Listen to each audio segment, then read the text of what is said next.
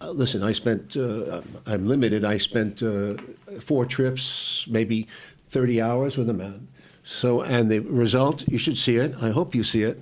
It's called the Putin interviews. It's 4 hours long. 4 hours long. It was on Showtime. It still is. And it's available through other channels too. You can get it probably on Amazon. You can rent it, or you can buy it. He answers these questions that we're dealing with today. Ukraine foremost in his mind at that point. This was 2000, right after 14. This was 16 area, and he tells me the whole story from his point of view, even down to who's firing who. Who are the people who are firing shots at Maidan? It's not pro-Russian forces because they're firing from buildings occupied by the protesters. It's people who are snipers who are firing at the crowd, killing both policemen and protesters. That's the whole point. It was like the same thing that happened in Venezuela back around that time. That's a CIA technique. Color revolution, then you have the violence. The violence breaks out. Somebody's killing somebody, but you kill from both sides. You create this disturbance. And they killed a lot of cops. They killed protesters, and that kicked off. So who did it? Who was firing from those buildings? There were lots of stories about the neo-Nazi gangs that were coming into Kiev from the west of Ukraine. It's most likely them. I mean, it probably was them. It may have been some foreign mercenaries too. So there was all that violence is what creates that mood for change. So they throw the president out illegally. They don't have an election. We install this guy, Victor, whoever he was. Victoria Nuland is there from the State Department. She's the leader of the neocon faction.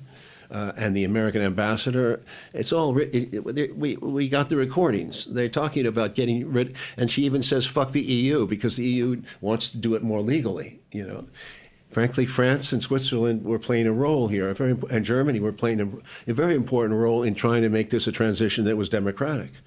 It didn't, because they were going to have an earlier election. Didn't happen because of the violence. The Nazis have much more power in Ukraine than you think. The United States denies it because they say Zelensky's a Jew, and that's their motivation for saying, well, how can they be neo-Nazi? That's nonsense. Neo-Nazis were there way before Zelensky, and Zelensky had no power. In fact, when he became president, he had to make a deal with them.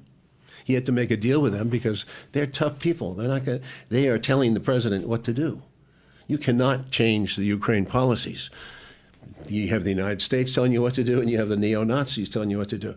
And it's disgusting that the United States condones, it doesn't mention them, doesn't talk about them, but basically condones what the neo-Nazis are doing in Ukraine. That's what's sick, really sick. So when you talk about all that, Putin is talking about that. He talks about Ukraine, and he talks a lot about NATO. This was back then.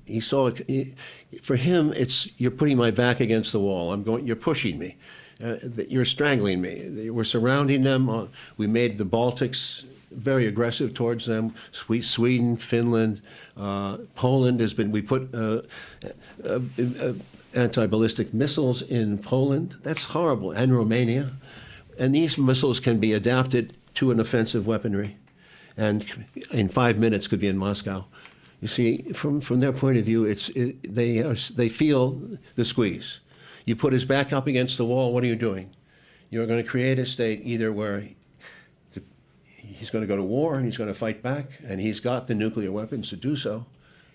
They're crude weapons, but they're very big, strong weapons, hypersonic missiles. We have very refined weapons. We have great weapons too, but I wouldn't want to be there in that war. It's not a war that makes any sense for the world. And we're pushing him to the wall. Either that or else we'll get what we want, which is regime change. Bring in some guy like Yeltsin was in 1990 who would work with us, basically cannibalize the country and allow their resources to be exploited. That's interesting what you're saying, Oliver, because one of the techniques that was deployed at the fall of the Berlin Wall, remember, was Reagan putting the Pershing missiles in Germany. I remember that, yeah. And it really freaked out Gorbachev. Oh, yeah. And they went to Iceland, and Gorbachev said, what do you want me to do? And Reagan said, you should have said yes. And so you looking back to the lens, is this kind of you think, what I'm hearing is you see a playbook here? Absolutely. Absolutely. Never changed. The neoconservatives have kept this playbook alive. If you remember the Project for the New American Century, that was the plan to attack all these countries and clean out the Middle East, first of all. It was a husband of Victoria Nuland, Robert Kagan, who was one of the project founders. You can go up to Robert Kagan and you can go to Victoria Nuland on your board there. These are the villains. These are the Foster Dulleses and Allen Dulleses of the modern era. Her and her husband. She's a beauty. She's a beauty. No, when I see a face like that, it makes me really. And I voted for Biden, and because I thought, the Uncle Joe, he mellowed. He can't be as bad as he used to be, which he was for every war America was in. Remember, he was a Cold Warrior.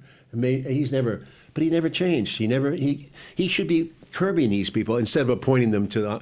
She comes from the Hillary Clinton period. He's inherited that, and he let her become Undersecretary of State for that region, and that is a huge mistake. Huge mistake. But show me Kagan, her husband. I wonder what their days are like and what their dinners are like. Well, you're describing some very strange bedfellows, and what's interesting, you were talking about, it's an easy connection, one that I've heard and it seemed very logical, about Eisenhower's prophecy about the military-industrial complex. Yeah. Oh, yeah. In his departing addresses, he brought it up more than once. Apparently, Kennedy took that very, very seriously, or already had predilection in that direction. But then you're talking about the intelligence community and the ability to get the go-ahead. Isn't it interesting that Allen Dulles ends up on the Warren Commission? I think you can answer that for yourself. It's like the fox is investigating the chicken coop. Yeah, it's not really a question. It was kind of a reflective thing. It's Allen Dulles did everything in his power. First of all, he didn't have a job, so he was available to come in for every session. None of the other members of the commission were able to do that. Dulles supervised, followed that thing. Everything from the CIA was blocked of importance. Nothing got through. The biggest crime of all was that he didn't even bother to tell his fellow commissioners that we had tried to assassinate Castro. Didn't tell them. So they didn't even know about our assassination programs when they started this commission. So where are they going to go? They're in the dark. But they didn't have they had an agenda anyway. It was going to be straitjacket. Was J. Edgar Hoover said 3 bullets, 6 seconds, a crazy assassin, a communist type. And that was it. It was closed. That was over. There was no investigation beyond that. Everything had to fit that scenario. Can I revisit one thing you just said a second ago? I don't want to gloss over it because listening to you, I'm being educated beyond. But you said that you voted for Biden. And yeah. I assume you didn't do that lightly. Well, I didn't have a choice. Okay, well, that's what I wanted to ask you, is that why do you feel like your back was against the wall, like if you didn't have a choice, to put it in Putin terms? Frankly, and then what did you expect from him, and what grade would you, I guess, give him now? I'm a sucker for believing. I'm an optimist, and I believe that he reached a certain age, 78, that he's a little more mature and that he sees the bigger picture. And in this case, Ukraine, he's making a big mistake. A big mistake. He thinks he's off the hook. He looks like the good guy now with all this anti-Russian thing. But when we get to a deeper place, which is where it's going to go, and this thing gets harder and harder for Americans, and we're not past any war yet. The war could expand. Now, certainly Zelensky would like the war to expand because he would sacrifice the world in order to save Ukraine. He doesn't care about us. He sees this whole thing as a crusade, as a jihad. Biden has given him the go-ahead to do this. Biden is the one who should be calming this situation down. He should be speaking to Putin, speaking to Zelensky, calming it down, being a statesman instead of an ideologue. This is a time for a Kennedy. This is a time. That's what Kennedy did with Khrushchev. This is a time for a statesman, like a Charles de Gaulle, somebody who really has a picture of the world. I was hoping Macron of France could have some effect, but you can't get through the Ukrainian-U.S. connection. That's the problem. But beyond Ukraine, I mean, what's happening? There's no beyond Ukraine right now because it's stuck there. There's a disconnect. The Americans see Russia as an evil, and they don't understand the Russian position, which is crazy. Why can't a statesman understand what Russia is thinking? Putin is fighting for his life. You can get rid of him, but whoever takes his place will probably be tougher because they know that they're up against it. Okay, let them give up. Let's say, okay, give up. So what do you do if you want to give up? All right, then you put NATO into Ukraine. Put missiles into Ukraine.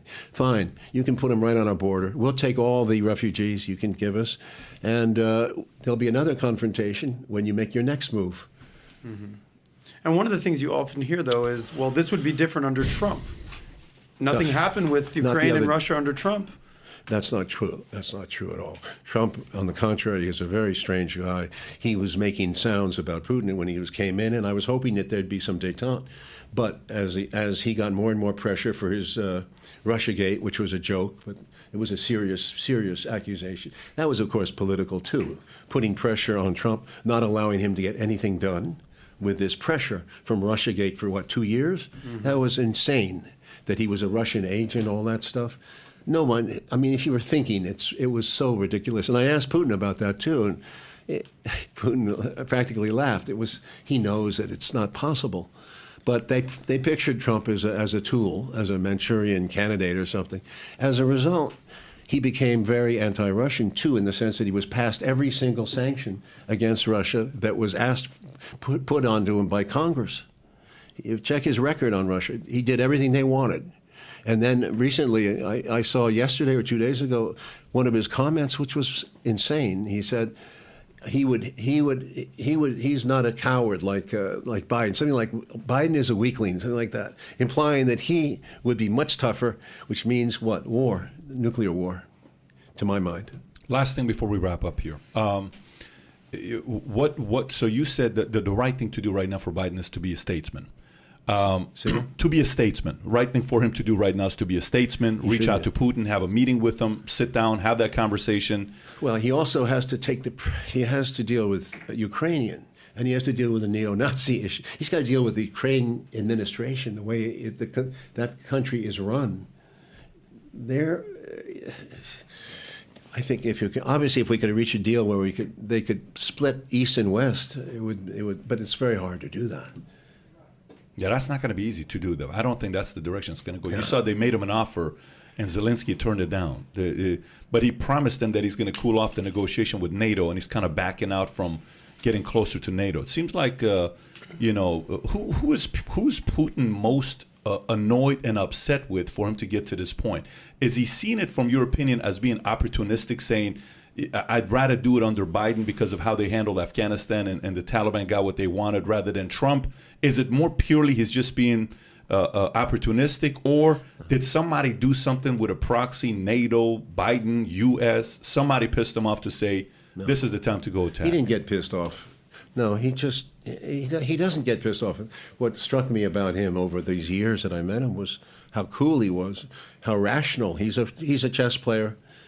He looks at politics as without emotion, and that's, I think, one of his. Powerful.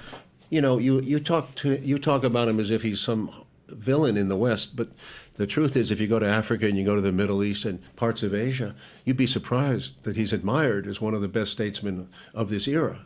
But unfortunately, we've put him in this. It's a disconnect between America, and partly because of our propaganda. It's very powerful.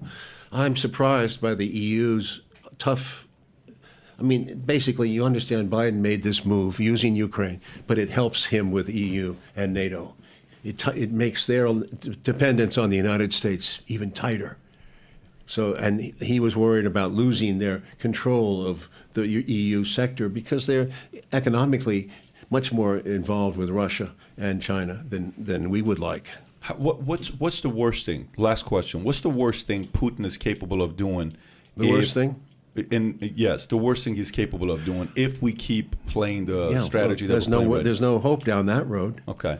So if we put more pressure and more pressure, which is what happened recently, he's going to fight back. And will he blow up the world? My God, what does he? I mean, is he supposed to sacrifice Russia to the world? Perhaps that's the ultimate question, right? Are you willing to leave office, be whatever, be shamed? Would you be willing to let Russia become open to NATO or whatever you want to, something like that? But that would be a complete capitulation, wouldn't it? And that would be the end of the Russians are very proud people. The ones that I saw, they're very proud. Their country is, I said he's a son of Russia. He's not a communist. He's not an evil bench. He's a son of Russia. He's very lower class, came from a poor family. His parents were in the war. I mean, the whole story, it's just, and he's not a KGB agent. That's another ridiculous thing. You hear that. George Bush was in the CIA, but we don't say he was a CIA agent. But that's an American denigration, as if he's still thinking like a KGB agent out of James Bond, and he wants to kill people. It's childish. He's a Russian patriot, and if we see him that way, you can start to deal with him. But there's so Russophobia in this country. It's, as I say, going back to 1918, I wish you need a statesman. You need American statesmen. Who's the last one? Kennedy. Do we have a current one right now? Gorbachev is still alive. I wish that he'd come out of. He's old. I met him a few times. I like Gorbachev, but I don't think the American side would even deal with him. I mean, they wouldn't understand what his contribution has been to the world. I thought 1986 was going to be a new era when he came in. Who was Gorbachev? He came out of nowhere to me. And it was a beautiful moment in time. Have you thought about reaching out to him and having an interview with him or no? He knows what's going on. I mean, would the Americans accept him as an arbitrator here? Can you pull up a picture of him right now, Mikhail Gorbachev? If you had George Shultz and Gorbachev, and if George was still alive, they would be the perfect older men. Is there anyone in America right now that is the perfect statesman that could maybe step up? Well, it's not going to be Biden, according to you. Yeah, maybe Obama. You think Obama? Maybe, although he's so aware of the popular will that would he buck it. So we're coming to the end of the interview, and I got to tell you, this last however long we've been together felt like 5 minutes. What makes you very interesting is the following. So someone's listening to you, the audience is like, oh, he just took a liberal, Lyndon Johnson. He says he's a bad guy. Oh, no. He said Kennedy is, Reagan's bad. No, but Hillary Clinton, he threw her under. But he says Obama's good, but maybe Obama's not. But then maybe, Putin, but Biden. But the beautiful thing about this is the fact that somebody cannot put you in any box. So nobody can say he's just a conservative, he's a Republican, he's a Democrat, he's an independent. No, you went all over the place. So I hope the audience is being very fair. And folks, this is what I would suggest to you. Share this with others and watch it with your family. Sit down and watch this with your family and say, what do you think about what he has to say with the amount of experience he has? Outside of that, I got two other things I want to challenge you to do. Number one, Ukraine on Fire officially was taken off of YouTube, I think 2 days ago. It was taken off of YouTube, but you can watch it on other platforms. Go watch that. And then number two is go buy his book that's out, the story of Chasing the Light. Yeah, Chasing the Light, the story of Oliver Stone. Go get that as well. And then outside of that, man, this was a treat. I got to tell you, this was such a treat having you on here. Thank you so much for coming. Revisited. For sure. Those I'm posting all of that, but go watch all of that. Oliver Stone, thank you for coming out. Gee, well, it's been fun talking to you, and thank you for your open mind. Appreciate you. Thank you.